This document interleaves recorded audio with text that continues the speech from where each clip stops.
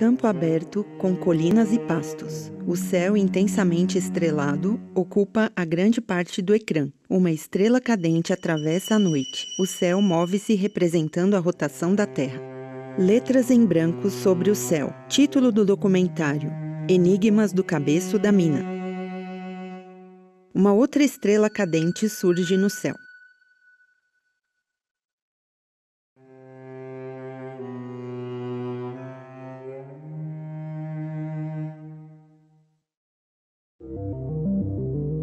Dia ensolarado, vista aérea, paisagem rural de um vale com casas, campos agrícolas, árvores e a ribeira da Vilariça à distância. Várias estradas atravessam esta paisagem.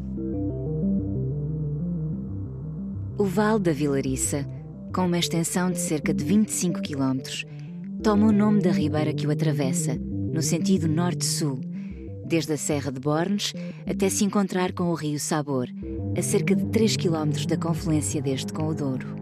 Duas afluentes unem-se. Uma povoação do lado direito da margem, campos agrícolas do lado esquerdo. Uma ponte liga as duas margens, cadeia de montanhas até o horizonte. A câmara avança e vemos um carro a atravessar a ponte. Este vale tem origem numa falha tectónica que se prolonga de Bragança a Manteigas, Beira Alta, sendo aqui preenchido por depósitos de aluvião, sobretudo resultantes de um fenómeno de refluxo das águas do Sabor e Ribeira da Vilariça, que se entrechocavam com as do Douro no período das grandes cheias. Mapa orográfico com o percurso do rio Sabor e das ribeiras Grande e da Vilariça, entre várias localidades. Quadro de rio por entre montanhas. O rebentamento do Caixão da Valeira, em 1792, mas sobretudo a construção das barragens, limitaram este fenómeno, conhecido no Baixo Vale da Vilariça como rebofa, que aí era responsável pela fertilização natural dos terrenos. Fotografia a cores de uma extensão de terra submersa. Vêem-se as copas de árvores e duas casas brancas entre um bosque. Fotografia do vale inundado, cercado por montes e montanhas. Sobreposição de uma outra imagem do vale, sem água, com campos e pastos verdes por toda a extensão. As árvores à esquerda são agitadas pelo vento. Corpo de água entre escarpas verdejantes. A chuva cria círculos na água. Se numa primeira fase, durante o Paleolítico, período da Pedra Lascada, os primeiros grupos humanos preferiram os vales mais encaixados, como o do Douro, do Coa ou do Sabor, onde seria mais fácil caçarem os animais que eram a base da sua alimentação, campo de trigo agitado pelo vento.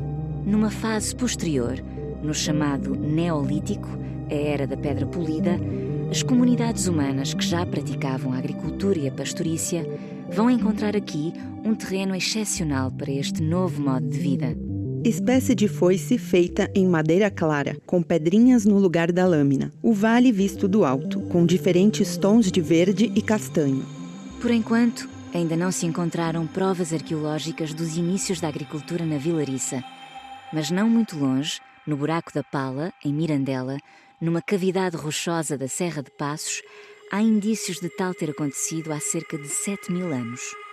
A cavidade de Mirandela, uma fenda no meio de duas rochas. Imagens do interior, paredes rochosas com pinturas em vermelho. É ainda no período Neolítico, no 4º milénio a.C., podendo chegar ao começo do 3º milénio a.C., que se desenvolvem formas de enterramento coletivo em antas ou dólmenes, com as suas características câmaras de pedra, cobertas por montes artificiais de terra, chamados mamoas. São designados por monumentos megalíticos por serem habitualmente construídos recorrendo à utilização de grandes pedras. Maquete de homens do Neolítico a transportar um morto, a mesma maquete. Figuras empurram uma grande pedra. Vista panorâmica do vale entre as montanhas num dia encoberto. Também na região transmontana se conhecem exemplos nas chãs planálticas de Carrazeda de Anciães, como os dólmenes de Zedes, construção de pedra com vários pilares verticais encimados por uma pedra na horizontal. E Vilarinho da Castanheira. E em pleno Val da Vilariça, alguns vestígios na freguesia de Sampaio. Algumas rochas entre vegetação rasteira, a extensão do vale, as nuvens correm no céu. Apesar do extremo calor no verão, era proverbial a fertilidade destes campos, que alguns escritores compararam a uma terra de promissão, sendo provável que assim fosse vista pelas primeiras comunidades agrícolas que aqui se fixaram. Durante o terceiro milénio a.C., ocorre uma maior intensificação do sistema agropastoril, com eventual recurso à força de tração animal,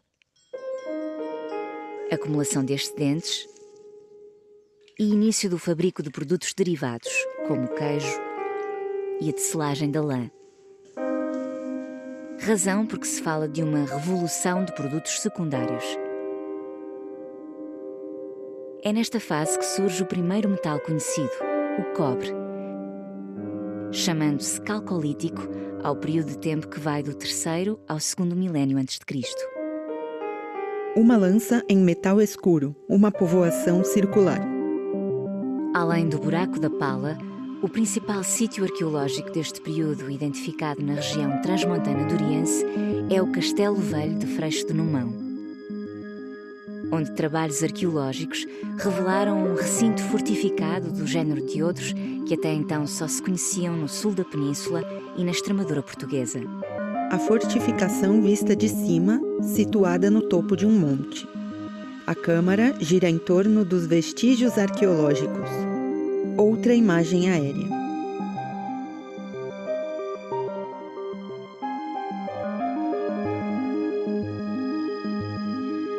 Por este tempo, desenvolve-se a arte dita esquemática, expressa na pintura rupestre de alguns abrigos rochosos, por exemplo, na Serra de Passos, em Mirandela. Pintura em parede rochosa que vai mudando de cor, de vermelho a preto a castanho. Pala Pinta, Alijó. Outra pintura, uma forma em preto e 2 sóis em vermelho. A cor da pintura fica preta e depois novamente vermelha. No Caixão da Rapa, Carrazeda de Anciães.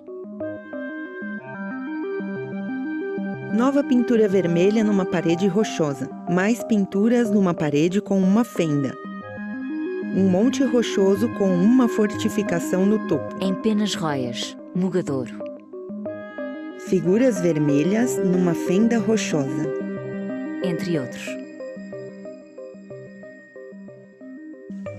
Mas há também muitas outras rochas gravadas com motivos abstratos de difícil datação, cobrindo um arco temporal que vai da Idade do Cobre à Idade do Ferro. 2 exemplos aqui bem próximos, junto à Ribeira da Vilariça, são as rochas gravadas do Poço da Moura, marcas feitas em paredes rochosas com líquens, e a pedra escrita de Ridvides, consideradas da Idade do Bronze, o período que sucede ao Calcolítico. Marcas horizontais e arredondadas em rochas. Imagem escurece. Imagem aérea de campos agrícolas, uns com árvores, outros mais áridos. É neste período e contexto geográfico que nos surge o Cabeço da Mina. A câmara sobrevoa o vale. Parcelas de terra arborizadas e outras de cor clara, que podem ser plantações de cereais.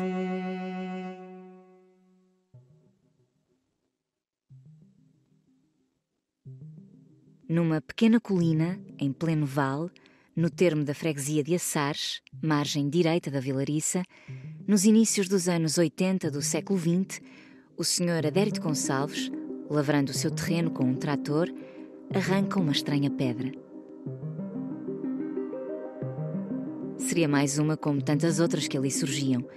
Não se desse o caso de esta chamar a atenção por ter uns motivos gravados. O topo da pedra. 2 perfurações circulares. Parecia uma cara. Olhos, nariz, sobrancelhas. Ofertou à sua esposa, Dona Isabel, entusiasta destas curiosidades, decorando a sala de sua casa em Vila Flor. Foto da escavação arqueológica. Outras lavras, novos achados, até à realização de sondagens arqueológicas entre 1985 e 1991 que revelaram mais peças. Umas decoradas, a grande maioria lisas. Entre as decoradas, destacam-se as que apresentam características faciais antropomórficas. Sucessão de estelas de granito sobre fundo cinza. É possível que tivessem recebido pintura que, entretanto, desaparecera.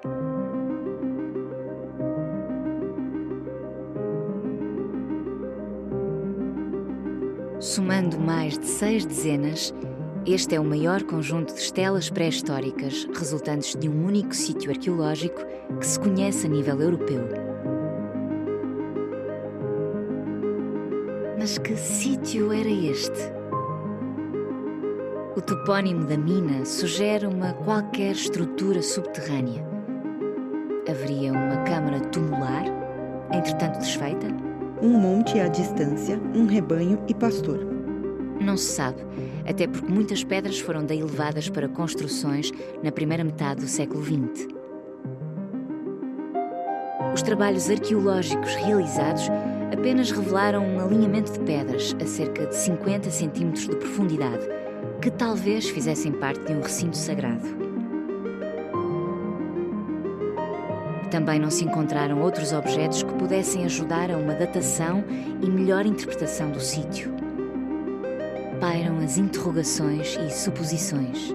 Vista aérea do cabeço da mina ao anoitecer. Noite estrelada. Qual a função das estelas e deste espaço? Seriam ex-votos num eventual local sagrado, um ônfalos, umbigo do mundo, marcado por acontecimento sobrenatural? Ou por energias da terra que sacerdotes de uma religiosidade mediterrânica aqui perscrutaram? Ou simplesmente, esses mesmos mediadores com o sagrado teriam considerado ser este o melhor lugar para prestarem culto à fertilidade do vale e para convocarem as forças superiores em benefício das colheitas? Ou estaremos na imediação de um monumento funerário de que estes ídolos seriam os guardiões? Grande perspectiva de um céu aberto. 2 montes. No da esquerda, uma casa iluminada. Um fragmento de pedra. De facto, a forma de algumas destas estelas assemelha-se a certos bétilos ou ídolos presentes em contextos megalíticos. 4 fragmentos de estelas em fundo cinza. Debaixo de um teto de madeira, conjuntos de rochas e pedras de tamanhos variados pousados sobre o chão. A marcada presença dos olhos, com ausência de boca no caso da estela número 1, lembra os oculados de certos ídolos cilíndricos e placas de xisto do megalitismo do sul de Portugal e da cultura de Los Milhares, aparecendo também em peças de cerâmica, tendo sido associado a uma deusa-mãe ou deusa do olho, entidade patente em inúmeros contextos ao longo do Mediterrâneo durante o Neolítico, final Calcolítico. 3 pedras com uma espécie de cabeça e olhos bem destacados e corpos com diferentes decorações. Cabeço da mina em dia ensolarado. Parcelas de terra com árvores, outras sem plantações. Mas as esculturas do cabeço da mina não estão sós, no vasto vale da Vilariça. O vale visto de uma escarpa rochosa, uma fotografia a preto e branco de um homem careca com barba grisalha. Em 1910, o arqueólogo Leite de Vasconcelos publica a carranca da Quinta do Couquinho, entre os concelhos de Vila Flor e Moncorvo. E uma outra de proveniência incerta, conhecida como Ídolo de Moncorvo, talvez também da Vilariça. O eminente arqueólogo comparou estas peças com outras, nomeadamente a Estela Menir da Bolhosa, as estelas do Crato e a Ronches, todas elas de feição antropomórfica, assim como exemplares já conhecidos em França e Espanha, concluindo que seriam ídolos de caráter religioso dos fins do Neolítico ou do início da Era dos Metais, ou seja, do período calcolítico. Diversas folhas do livro O Arqueólogo Português. Na base do artigo de José Leite Vasconcelos, no Arqueólogo Português de 1910, sobre esculturas pré-históricas no Museu Etnológico Português, hoje Museu Nacional de Arqueologia, há uma troca de correspondência entre o padre José Augusto Tavares, abade de Carviçais, sobre a aquisição de uma dessas peças, a estela da Quinta do Couquinho. É no seguimento deste assunto, em carta datada de 16 de abril de 1895, que diz: próximo dos Berrões de Cabeça Boa, apareceu uma pedra de granito apresentando esta configuração e com estes relevos. Depois tem o desenho da estela do Couquinho. Mede cerca de 1,5 palmo de comprimento e deve pesar 4 a 5 kg. E acrescenta: em São Mamede, limite de Estevais da Vilariça, concelho de Moncorvo, próximo dos Campos da Vilariça, existe uma sepultura gravada num rochedo, várias inscrições com caracteres antigos, uma serpente medindo 1,5 metro de comprimento, gravado ondulatoriamente num outro rochedo. A rocha com a serpente gravada, uma propriedade com uma casa entre oliveiras e vinhas. Nos inícios dos anos 90 do século XX, seria encontrada a grande estela da Quinta de Vila Maior, no extremo sul da Vilariça, concelho de Torre de Moncorvo. Pedra com marcações em expositor de vidro. Uma águia sobrevoa as montanhas rochosas. Fora do vale, mas relativamente perto, no concelho de Freixo de Espada à Cinta, temos mais 2 pequenas estelas pré-históricas, provenientes do sítio arqueológico de Santa Luzia. Estela castanha amarelada com meios círculos marcados na pedra. Final de dia. Mas o estranho mundo das estelas e das estátuas menir antropomórficas não se restringe apenas ao Vale da Vilariça, nem se circunscreve ao período megalítico e calcolítico, podendo chegar à Idade do Bronze Final, assumindo já a representação de armas. Uma grande estela deitada num campo, com um desenho que parece uma espada. Mais 2 estelas na vertical, num fundo cinza. Vivenda branca com um alpendre e rodeada de árvores. Existem outros monolitos esculturados em Trás-os-Montes, como as estátuas menir fálicas da Boça, Mirandela e de Chaves. A esta junta-se a de Faiões, também ostentando uma arma. 2 estelas num museu. Todas elas serão possivelmente da Idade do Bronze.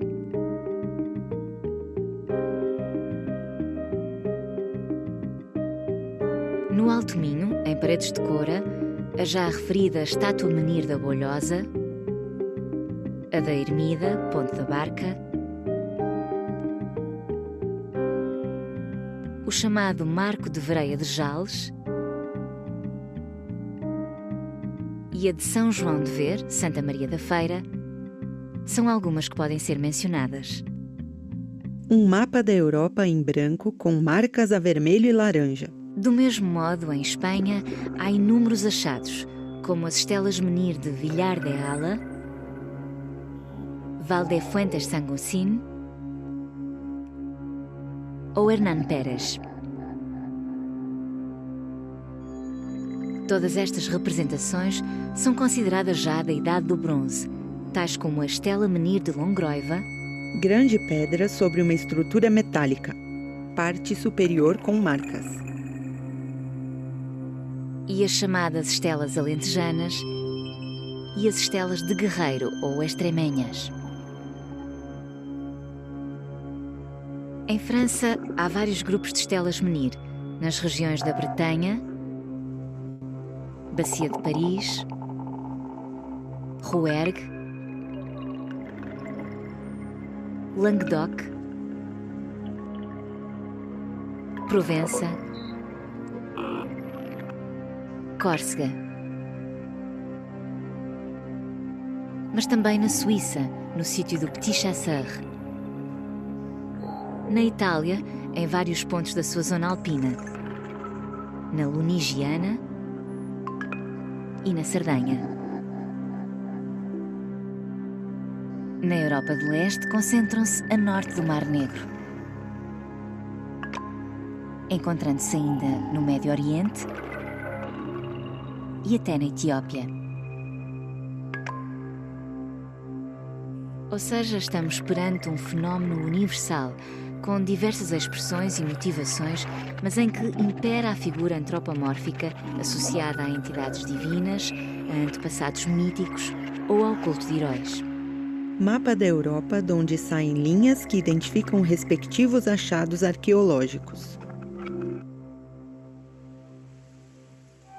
Na fase seguinte, Idade do Bronze e Ferro, segundo e primeiro milénio antes de Cristo, vão surgir vários castros nos pontos altos.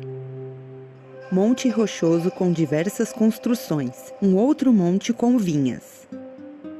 Como denominador comum destes povos, na região transmontana, norte das Beiras e parte da meseta espanhola, surge agora um novo tipo de escultura, substituindo a figura humana, antropomórfica, pela forma animal, neste caso, o porco ou javali. Estátua de um porco em fundo cinza.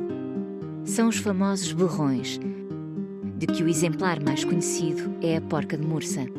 Estátua da porca de Mursa numa praça, sobre um pedestal de granito. No chão, à sua volta, flores amarelas. Também no concelho de Vila Flor, em Vilas Boas, se recolheu um enorme berrão, exposto no Museu Municipal Doutora Berta Cabral.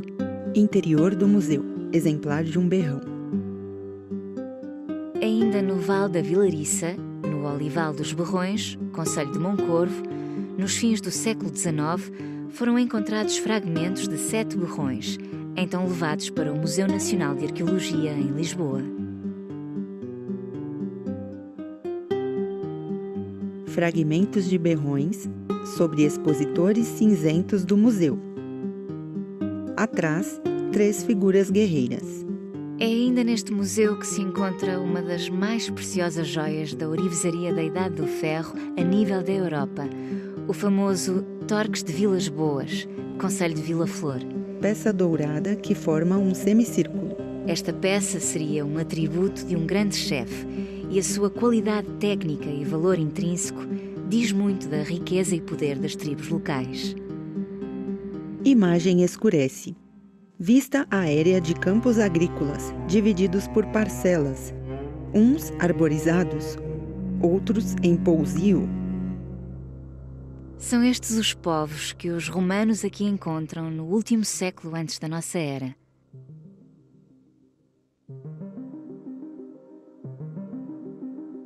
Mas isto é já uma outra história, começada há pouco mais de 2000 anos. Não a vamos contar aqui, mas ela é quase tão apaixonante como os enigmas do Cabeça da Mina. A imagem gira e continuamos vendo os campos. Os efeitos dos raios de luz sobre a câmara. Uma outra paisagem. Um campo rasteiro e um enorme céu aberto. O céu está limpo de nuvens e muito azul. Lentamente, o sol põe-se e o céu vai escurecendo. Noite intensamente estrelada. Créditos em letras brancas sobre fundo preto. Realização e direção de fotografia, Rui Pedro Lamy. Guião e coordenação científica, Nelson Campos. Produção executiva, Arquehoje Limitada. Música original e sonoplastia, Fernando Rodrigues. Montagem, Rui Pedro Lamy e Mariana Atterley. Locução, Joana Carvalho. Animação 2D, Mariana Atterley.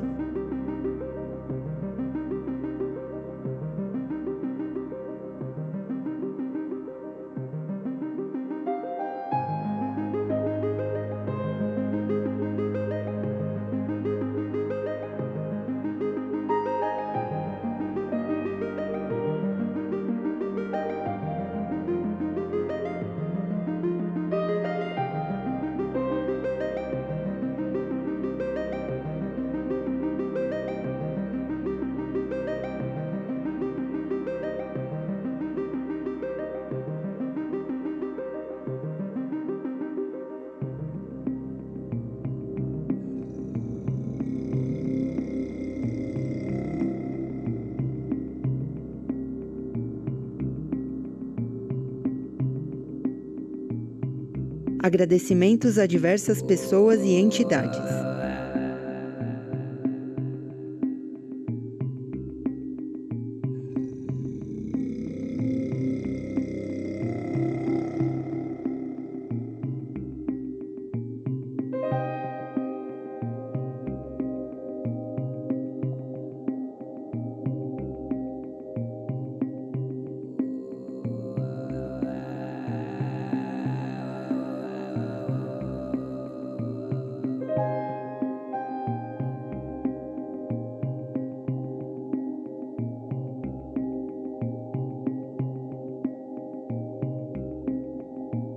Logótipo do município de Vila Flor.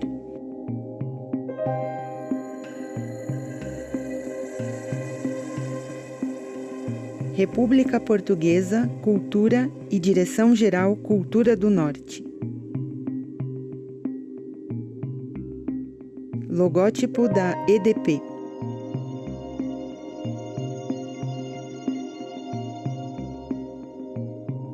Agência de Desenvolvimento do Vale do Tua.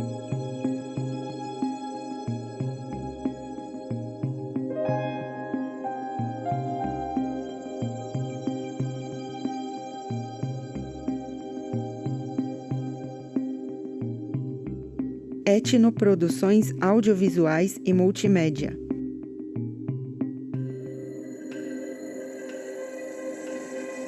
Cabeço da Mina, Centro Interpretativo. Guião de audiodescrição, Sara Almeida. Revisão de Cláudia Martins. Sonorização da audiodescrição, Leila Lacerda Bahia.